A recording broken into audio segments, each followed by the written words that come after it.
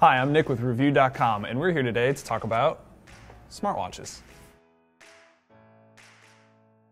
So a smartwatch is just like any normal watch, except it's actually paired with your phone via Bluetooth to give you updates on notifications, weather reports, and all kinds of kind of useful things you might want to know. So there's no doubt that smartwatches are still a relatively new technology. Kind of cramming that much information and computing power into such a small form factor is obviously limiting. While yes, you can check your email, check your text messages. In order to reply, most of the times you're kind of relying on a voice-to-text command, which doesn't often work out quite as well as we'd like. So when it comes to smartwatches, there are two camps. You have the Apple Watch and Android watches. You can't really say that one is better than the other. If you have an Apple iPhone, the Apple Watch is the smartwatch for you. There's just no ifs, ands, or buts.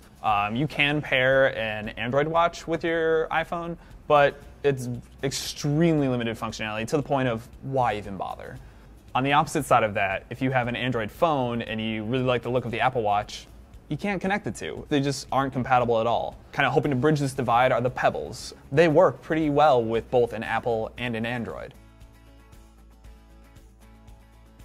Fitness Band will kind of track your calories, maybe even your sleep hours, as well as time spent running and whatnot. While a smartwatch will take it that step further, give you email, text messaging, basically anything under the sun in the App Store.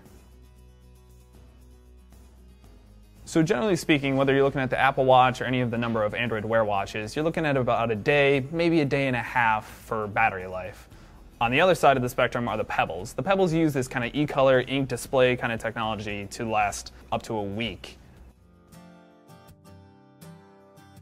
So smartwatches, like any kind of new emerging technology, come with kind of a hefty price tag. Any smartwatch with kind of robust features, you're looking easily into the $200, $300, $400 range. There are some alternatives to that. The Asus ZenWatch is right around $150 or so. The Pebbles can start off around $100 and kind of climb up from there.